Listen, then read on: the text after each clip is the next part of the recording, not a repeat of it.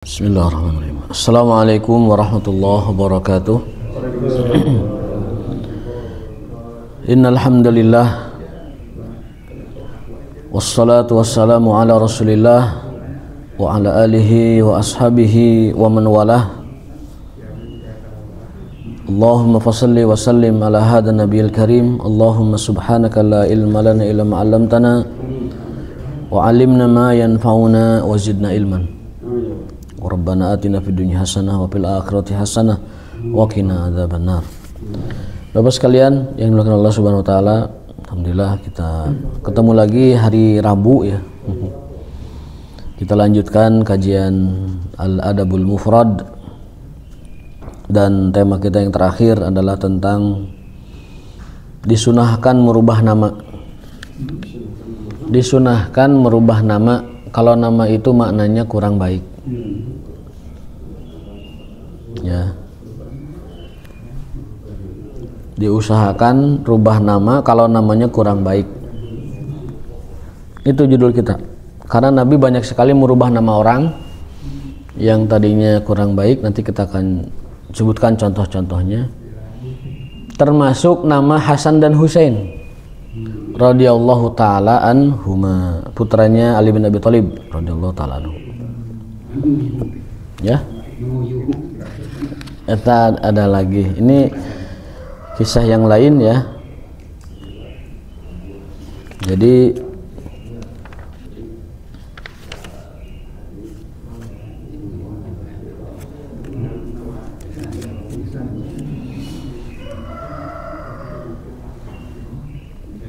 hadis pertama ini dari Hani bin Hani dari Ali bin Abi Thalib radhiyallahu taala anhu. Beliau bercerita, lamma wulidal Hasan, ketika Al Hasan bin Ali radhiyallahu taala anhu dilahirkan, samaituhu, ini cerita bapaknya nih, Ali berarti cerita, samaituhu, aku menamainya Harb. Namanya Harb. Harb itu perang. Jadi karena Ali bin Abi Thalib itu kan seorang laki yang pemberani, yang gagah, yang tidak ada siapapun yang dia takuti ya. Sehingga senang apabila nama anaknya itu Harb. Harbun. Harb, battle artinya fighter gitu. Sang petarung, sang petempur. Harb gitu. Bin Ali, Harb bin Ali. Awalnya begitu. Faja'an Nabi sallallahu alaihi wasallam faqal Aruni ibni, Nabi datang kakeknya dan mengatakan, mana cucuku? Aruni, mana cucuku? Saya pengen lihat. Ma sammaitumuhu, nama apa yang kalian pilihkan untuk cucuku itu? Kulna, kata Ali, saya dan Fatimah menamainya Harb, petempur atau fighter lah gitu ya. Qala bal huwa Hasan, ganti namanya, jangan pakai itu, namai dia Hasan. Jadi orang tuanya sudah punya pilihan nama, tapi Nabi nggak setuju. Mun bahasa orang nama, li ganti li Hasan namanya. Wahai Ali, ganti, pakai Hasan, Hasan bin Ali jadinya. Radhiyallahu taala anhuma. Falamma wulidal Husain, ketika Husain dilahirkan radhiyallahu taala anhu, samaituhu Harban, karena Ali masih bersikukuh pengen punya anak namanya Harb, dinamai Harb juga. Kali ini mah mungkin aya pilihan Hasan apa? Hasan udah, Harb mah meureun menangan gitu. Barangkali boleh kalau setelah nama pertamanya Husain Hasan kemudian Harb. Kemudian Nabi SAW, faja'an Nabi faqala, Nabi SAW faqala aruni ibni, perlihatkan cucuku, mana cucuku? Masammaitumuhu, apa yang telah kalian pilihkan nama untuknya? Qulna Harban, kami namai Harb. Qala bal huwa Husain, jangan pakai nama Harb, namai anakmu itu cucuku ya dengan nama Husain radhiyallahu taala anhu. Falamma wulida tsalis, lahir anak ketiga, ini berarti ini adiknya Husain ya. Sama itu Harban. Nah, Harb meureun meunang ayeuna mah. Hasan sudah, Husain sudah, anu katilun mah harap barangkali bisa. Faja'an Nabi sallallahu alaihi wasallam faqal aruni ibni ma samitumuhu. Nabi menanyakan kembali siapa nama cucunya yang ketiga ini. Qulna Harban, masih namanya Harb juga karena Ali ngotot pengen punya nama anaknya Harb. Pengen banget punya nama Harb gitu. Jadi kesannya itu kan jantan, petarung, petempur gitu ya. Fighter, laki-laki juga. Laki-laki. Qala bal huwa Muhsin.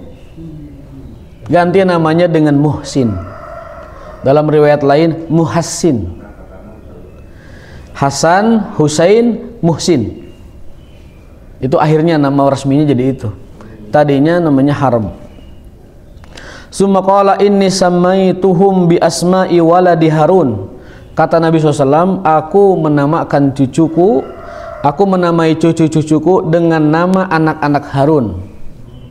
Polanya itu, nama Nabi Harun itu anaknya Syabrun, Syubairun, Mushbirun. Syabrun, Syubair, Mushbir. Dalam bahasa Arab itu maknanya sama, Hasan, Husain, Muhsin. Bahasa Ibraninya Syabrun, Syubair, Mushbir. Jadi itu maknanya sama, cuman beda bahasa. Kata Nabi SAW, aku namai cucuku dengan putra-putra Harun alaihi assalam. Jadi kalau kita runut, ini sebenarnya Arab dan Yahudi itu mereka kan bersaudara sebenarnya. Beda ibu. Ayahnya Ibrahim alaihissalam, ibunya beda. Ibunya orang Arab itu Hajar, punya putra Ismail, itulah moyangnya Arab. Kalau Yahudi itu ibunya Sarah dari anak namanya Ishak. Ishak bin Ibrahim itu adalah moyangnya Yahudi atau Bani Israel. Kalau Ismail bin Ibrahim itu moyangnya bangsa Arab. Makanya Nabi menyebutkan dalam hadisnya, aku adalah anak terbaik dari turunan Ismail. Ana khairu, dalam hadis Imam Anahu bahwa aku dilahirkan dari kabilah terbaik, suku terbaik dan keturunan terbaik, yaitu Adnan dan Ismail ke atasnya alaihissalam dan Ibrahim. Jadi Yahudi dengan Arab praktis berarti satu bapak beda ibu. Tah, makanya kalau ada dua ibu anak-anak, nah ini mesti dikondisikan dari awal.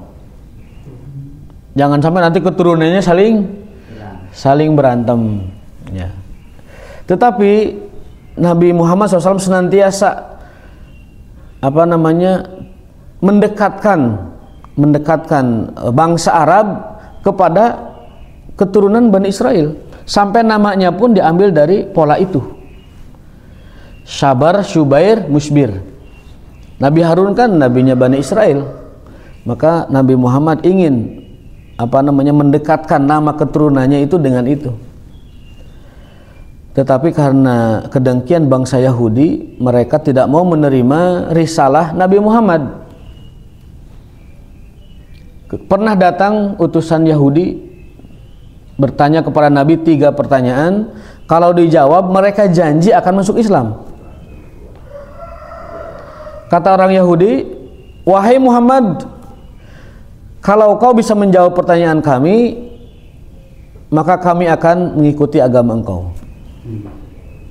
Itu kan. Dan tidak akan ada yang tahu tentang jawabannya kecuali seorang Nabi. Jadi orang Yahudi itu menguji keilmuan Rasulullah SAW. Atunun mas, tidak ada yang tahu jawabannya kecuali Nabi. Pertanyaan pertama tentang penciptaan manusia, kok bisa laki-laki, kok bisa perempuan. Pertanyaan kedua tentang kisah Ashabul Kahfi. Pertanyaan ketiga tentang makanan apa yang dicicipi pertama oleh ahli surga. Itu pertanyaan nggak bisa dijawab kecuali Nabi itu. Dan sampai mereka berjanji, kalau kau jawab ini aku akan masuk Islam. Kami semua bangsa Yahudi ini utusan kan masuk Islam. Dijawab. Yang pertama tentang laki-laki perempuan. Dijawab oleh Nabi dalam hadisnya. Kalau air laki-laki lebih dulu dari air perempuan, nanti anaknya akan laki-laki. Kalau air perempuan lebih dulu dari air laki-laki, maka dia akan menjadi perempuan. Kalau air perempuan lebih banyak, tapi air laki-laki lebih dulu, maka nanti anaknya akan mirip pamannya. Maaf, mirip bibinya. Tapi kalau air laki-laki lebih banyak, tapi lebih dulu air perempuan, maka anaknya akan mirip bibinya. Yahudi berdecak kagum, mual apalin kecuali Nabi nu kieu mah. Zaman dulu belum ada ilmu genetik. Berarti di kitabnya ada begitu? Ada di hadis itu jelaskan. Makanya metode apa namanya pengaturan keturunan dalam Islam juga ada itu. Yang kedua, tentang Ashabul Kahfi dijawab dengan lengkap orang-orangnya, jumlahnya dan juga kisahnya. Orang Yahudi berdecak kagum, tidak ada yang tahu kecuali Nabi. Kalau dikasih tahu sama Tuhannya lewat malaikat Jibril pasti tahu. Yang ketiga tentang makanan pertama ahli surga. Ini riwayat ini ada dalam kitab Dalailun Nubuwah. Bukti-bukti kenabian dan kerasulan Rasulullah SAW Muhammad SAW. Kata Nabi SAW, makanan pertama ahli surga itu adalah ati ikan hiu. Ati ikan hiu disuguhkan di waktu menjelang zuhur. Maka makan siang itu afdolnya sebelum zuhur. Ahli surga dalaharna makannya itu jam 11-an. Ketika ahli surga masuk surga di waktu duha, kemudian disuguhi minuman segar, terus makannya itu adalah kabidi dzatin nun. Dalam arti bahasa Indonesianya hati ikan hiu. Konon hati ikan hiu itu sekarang itu adalah yang termahal dan terenak di dunia. Tidak semua orang bisa menikmatinya. Itu paling enak. Cek aja di Google berapa harga 1 kilonya. Mahal sekali.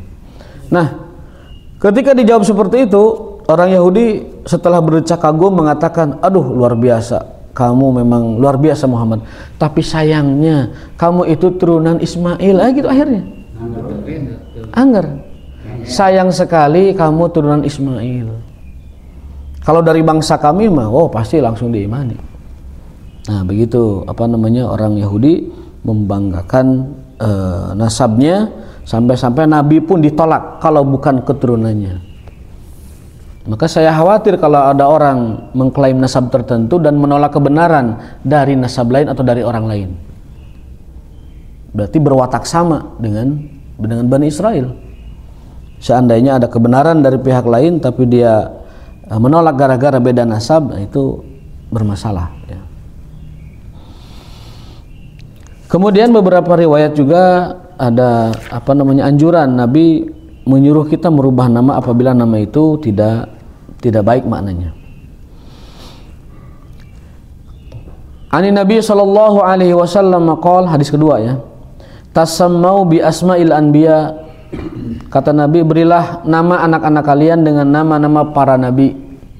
Yusuf, Harun, Yahya, Ilyas, Ibrahim ya, terutama Muhammad SAW. Berilah nama anak-anak kalian dengan nama-nama para nabi. Carilah keberkahan dari nama-nama tersebut, kan itu nama-nama orang soleh. Wa habul asma ilallah, adapun nama yang Allah sukai, paling sukai itu Abdullah, Abdurrahman.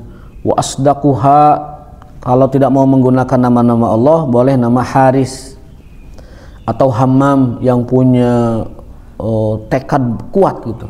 Hammam itu orang yang punya tekad baja. Haris itu orang yang kalau di bahasa kita kan mungkin yang rajin bekerja ya. Wa akbahuha, dan yang paling buruknya adalah harbun wa murrah. Harbun itu adalah tadi petempur ataupun fighter begitu, bermakna pertarungan begitu, peperangan. Atau murrah itu artinya pahit. Mur. Orang Arab punya kebiasaan menamai anak mereka, cucu mereka dengan nama-nama hewan. Tapi yang pemberani, Asad, Namir, Pahad. kemudian apa itu Hirah, kemudian itu Muawiyah, kemudian itu Muawiyah itu semacam serigala ya, Muawiyah. Tidak heran bahkan namanya Kalab, karena Kalab itu punya nilai wahyu, kesetiaan, kemudian keberanian mengejar musuh atau buruannya, maka tidak heran ada namanya Kalab. Sesuatu yang tradisi dan bukan suatu aib. Orang Arab itu menamai anak mereka dengan nama-nama hewan, tapi yang pemberani, gagah perkasa atau pemburu gitu. Tapi oleh Nabi SAW dikoreksi kebudayaan tersebut, dan Nabi menyuruh namailah dengan nama-nama para nabi, tapi yang paling dicintai Allah adalah Abdurrahman dan Abdullah. Nama depannya silahkan bebas, tapi nama belakangnya usahakan Abdullah atau Abdurrahman. Kalau perempuan Amatullah atau Amatur Rahman. Abdullah laki-laki, Amatullah itu perempuan. Jangan namain nama-nama yang bermakna apa namanya syadid, keras gitu, seperti Harb, Murrah, apalagi nama-nama yang musyrik, nah, lebih nggak boleh lagi. Disimpan di belakang. Iya. Misalkan kita pilih nama Khalid Abdurrahman. Kita punya pilihan nama misalkan Kaisan itu cerdas, Kaisan Abdurrahman.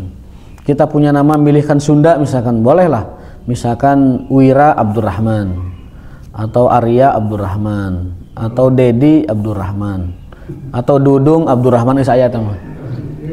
Saya tahu. Nama Muhammad Sidaman, Pak. Yang penting dari susunan kata itu ada nama Nabi atau ada nama Allah SWT. Selebihnya nama selera kita ya, jadi boleh Pepen Abdurrahman misalkan, atau Pepen Abdullah, boleh di belakang. Nah, kalau Abdullah Pepen kan agak kurang ini. Kalau Pasar udah aman namanya, Pak. Ya, udah aman Rasulullah. Sebenarnya tidak sesuai anjuran juga. Tapi karena maknanya ada di Quran ya tidak, jadi tidak apa-apa.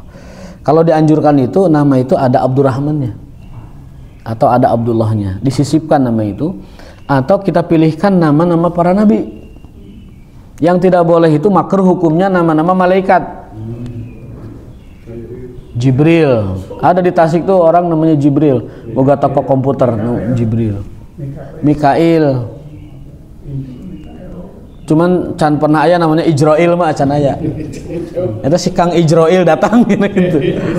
Kayak lagunya, bila Ijroil datang memanggil, Ijroil datang. Ternyata bukan Ijroil malaikat, tapi Ijroil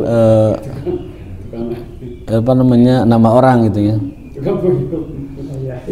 Jadi nama malaikat makruh hukumnya.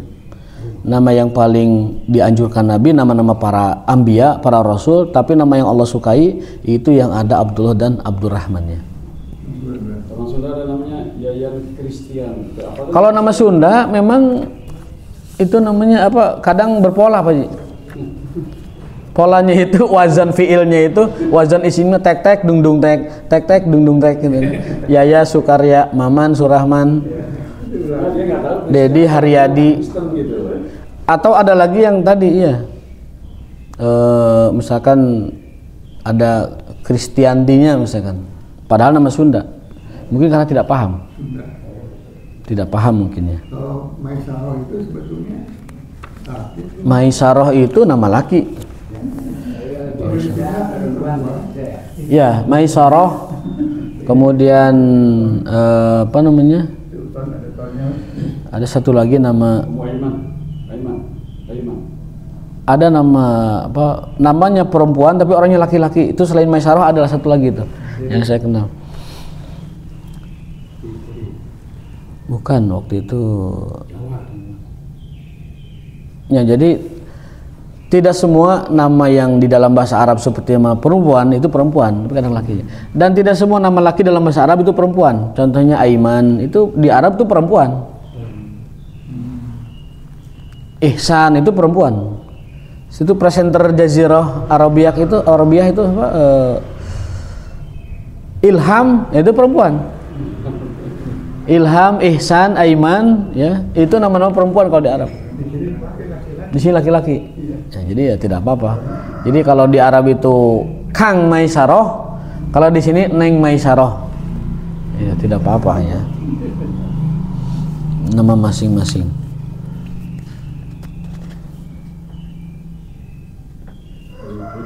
Nah berikutnya Nabi SAW pernah menemukan orang, ya, dia menjuluki namanya itu dengan Abul Hakam. Jadi Hani bin Yazid menceritakan bahwa datanglah tamu kepada Nabi bersama kaumnya.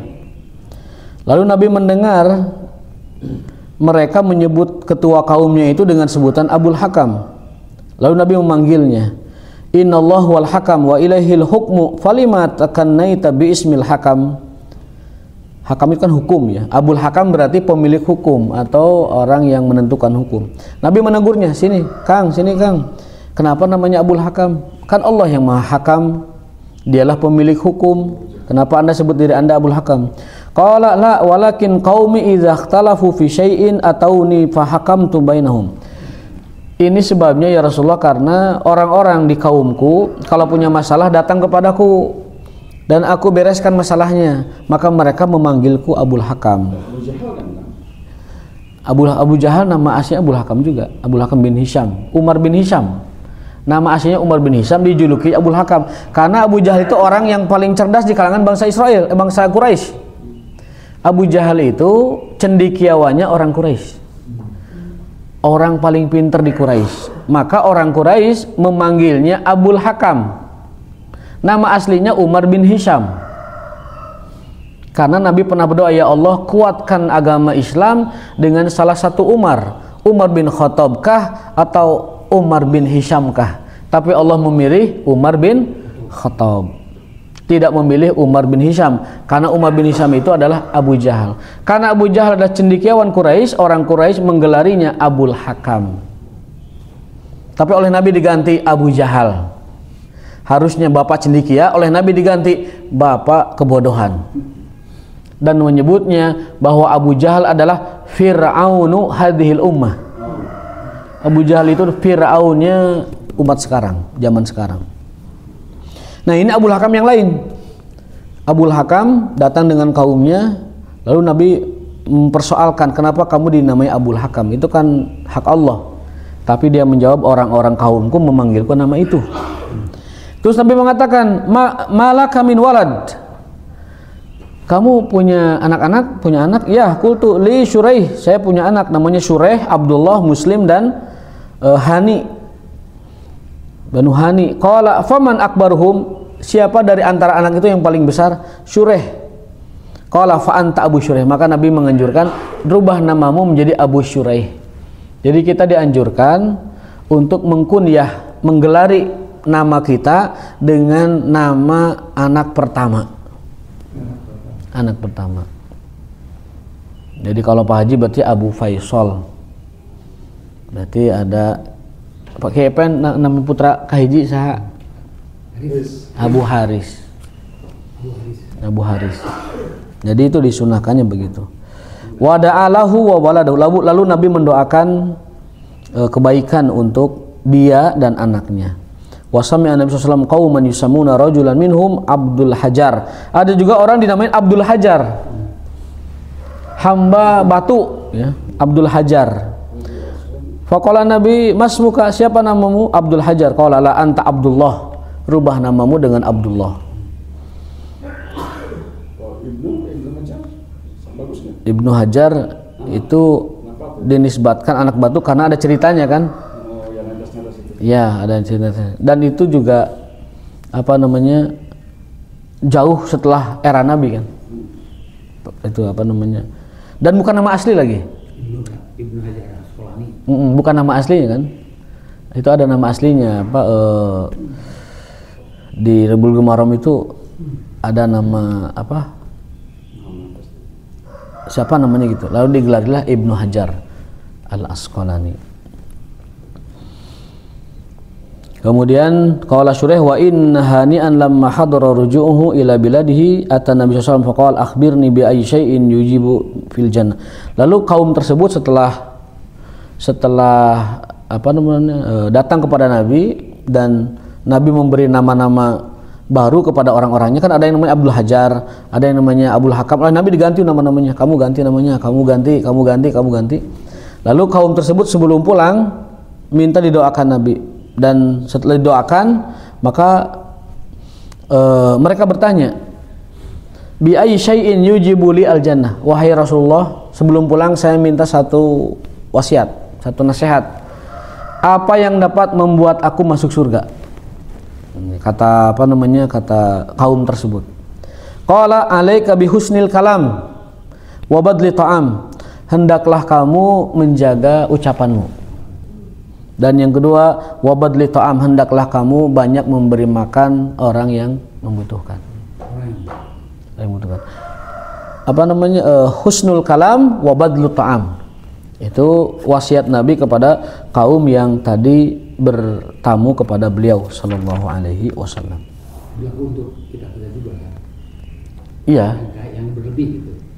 Iya. Di hadisnya memang tidak ada yang butuhkan, badlu ta'am aja, memberi makan. Walaupun tidak kepada siapapun. Enggak, maksudnya yang memberi makan itu orang yang berkecukupan gitu. Pokoknya siapapun dan dari siapapun, kondisi apapun, yang namanya bazlu ta'am itu adalah perbuatan mulia. Dalam hadis, hendaklah yang makan dari makananmu itu orang bertakwa. Liya'kul min ta'amika taqiyun sholih. Kalau makanan kita dimakan oleh orang soleh, maka makanan itu kan jadi energi. Energi orang tersebut dipakai tahajud, dipakai qiyam, dipakai tilawah, dipakai zikir, dipakai sholat, dipakai sunnah, dipakai rawatib, dipakai baca Quran. Itu pahalanya ngalir ke kita tanpa mengurangi pahala dia. Maka Nabi menyuruh, pastikan yang makan dari hidanganmu orang soleh, baik itu orang soleh dari keluargamu atau orang soleh dari selain keluargamu. Dan hindari, jaga baik-baik, jangan sampai makan dari makananmu orang-orang yang berdosa. Meskipun tidak ada jariah dosa pada kita, tetapi manfaatnya kurang banyak. Manfaat lebih banyak itu adalah orang soleh. Jadi dahulukan orang soleh dulu, kasih makan. Setelah itu kalau ada silahkan tambahkan kepada yang lainnya.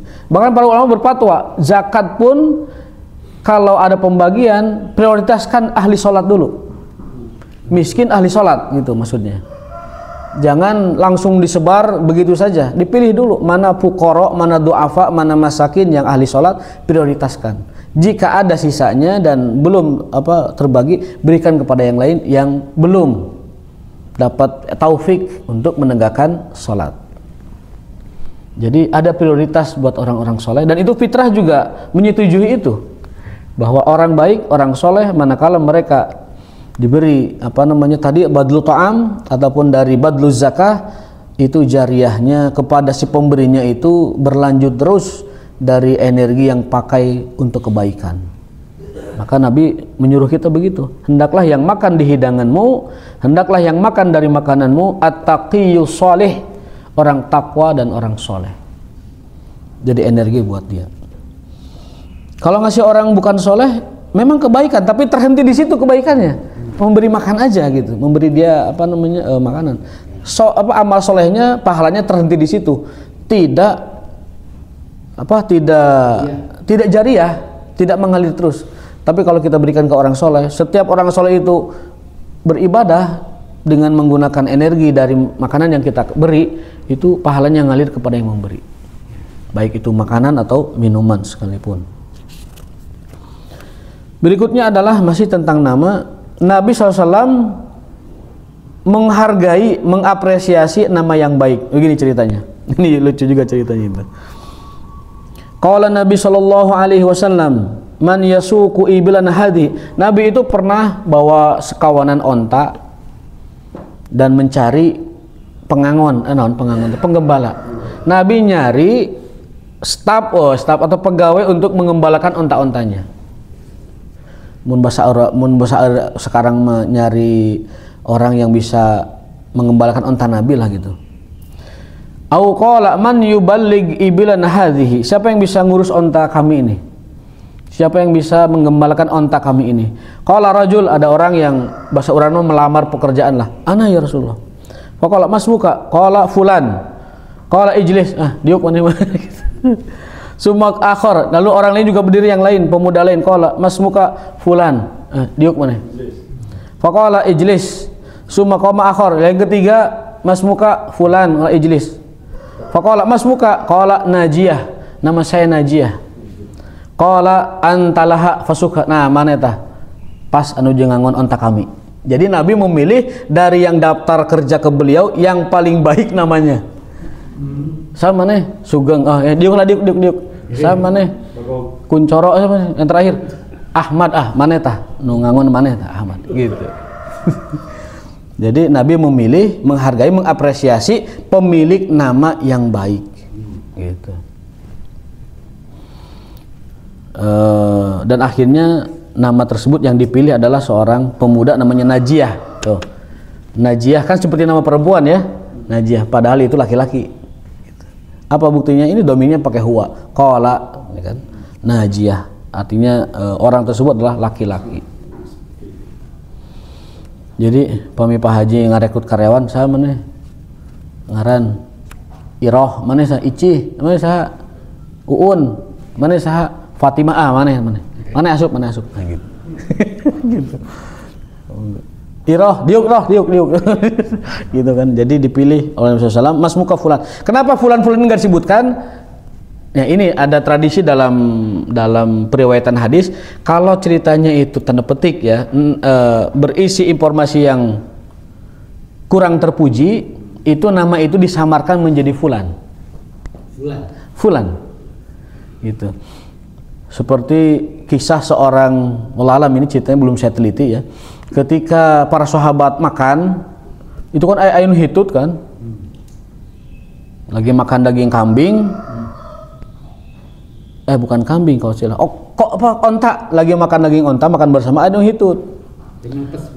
Melepas, silih tuduh, manehnya, maneh segala macam. Silih tuduh. Dan ada seorang yang dipojokkan oleh sahabat yang lain bahwa dia yang kentut.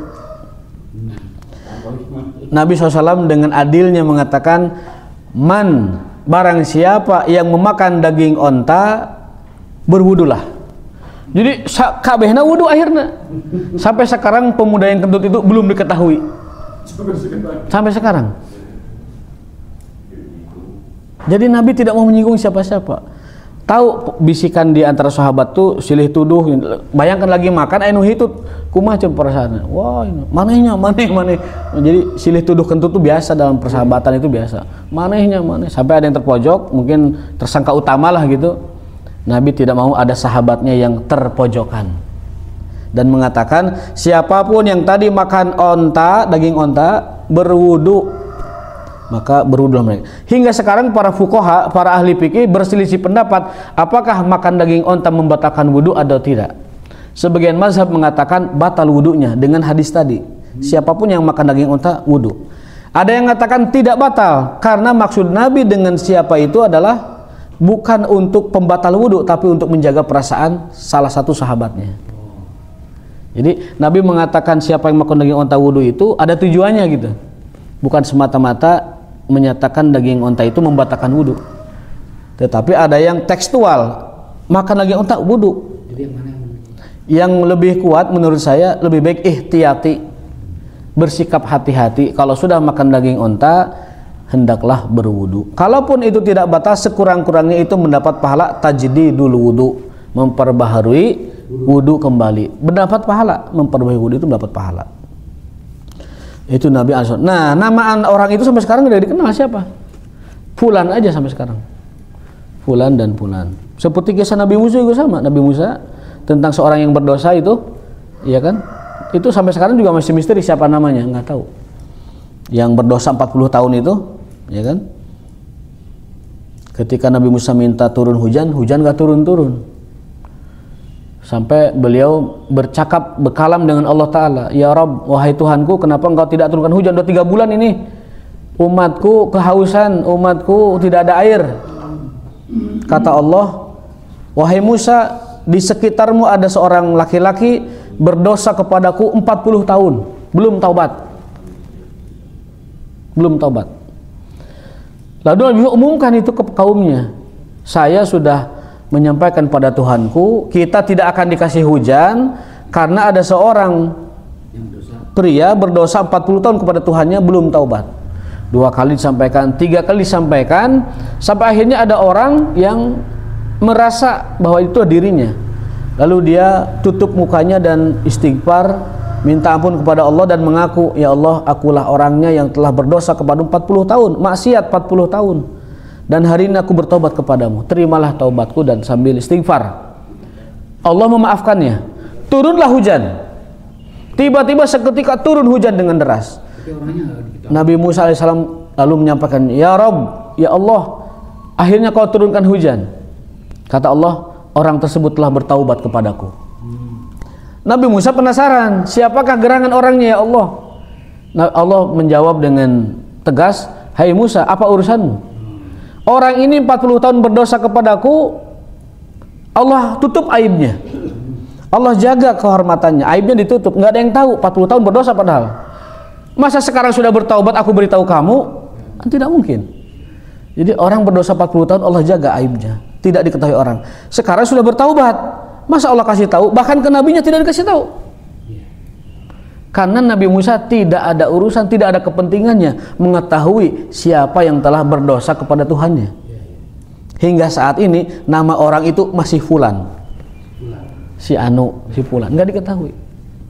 Jadi itulah apa namanya, beberapa kisah yang menarik, di mana di dalam tradisi ilmu hadis, kalau hadis itu berkenaan dengan tadi perbuatan yang dikoreksi atau ditegur, itu biasanya dengan nama rojulan. Rojulan itu seorang laki-laki, atau anna fulanan, si fulan. Kalau nggak fulan, rojulan, atau ja'a rojulun. Rojulun kan bentuk nakirah dalam bahasa Arab, tidak definitif. Artinya nakirah itu tidak diketahui siapa-siapanya, tapi seseorang aja. Itu adab di dalam periwayatan hadis-hadis Nabi SAW.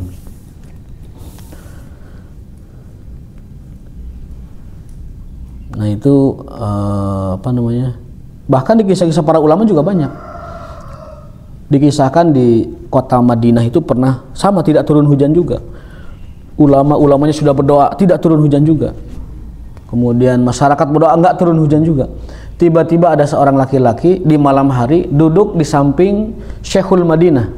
Dia panjatkan doa, ya Allah, umat di kota nabimu telah kehabisan air, turunkanlah hujannya. Maka seketika hujan itu turun. Sang ulama bertanya kepada pemuda itu, wahai anak muda, siapakah anda yang doanya sekali kau panjatkan Madinah turun hujan? Orang tersebut mengatakan,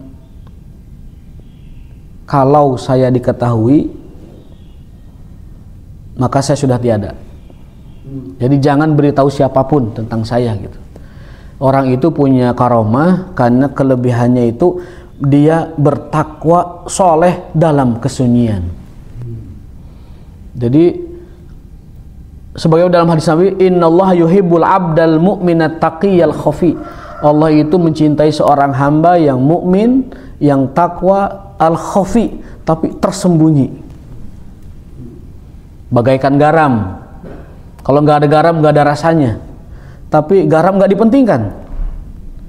Garam tuh nggak dipentingkan. Tapi kalau nggak ada garam,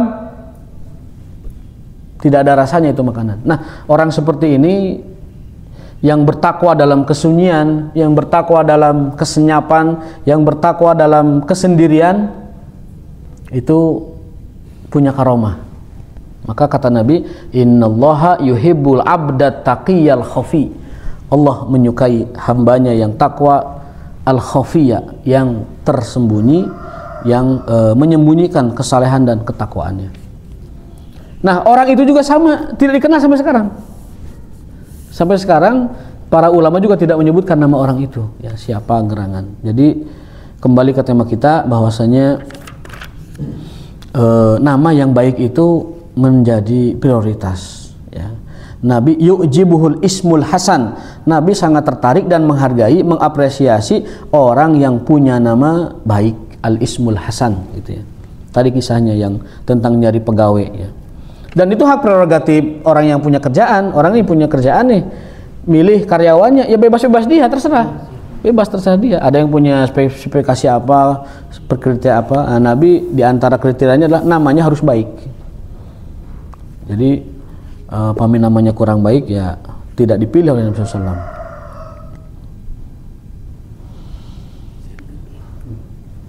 Nah, itu beberapa hadis. Ya. Muhammad Sufyan itu ya bagus. Sufyan dari kata apa? Sufyan itu nama orang Arab ya, Sufyan. Tapi kalau mau milih menamai anak, usahakan ada Abdullah, ada Abdurrahman. Orang-orang Amerika mengikuti ini hadis ini. Seperti yang mu'alaf ya. Nah, Mike Tyson dikasih nama Malik Abdul Aziz. Si pemain basket yang nomor 1 dunia itu siapa?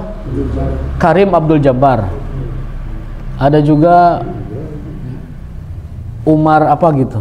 Itu dinamai anak-anak seperti itu. Nama yang baik. Nah.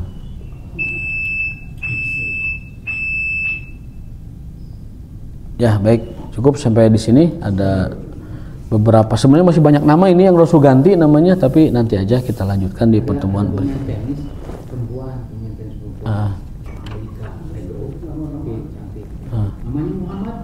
Oh, teman salah nama ya teman ya.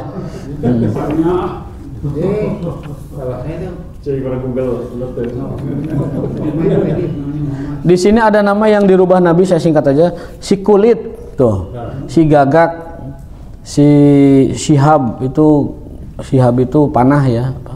Kemudian si maksiat ya.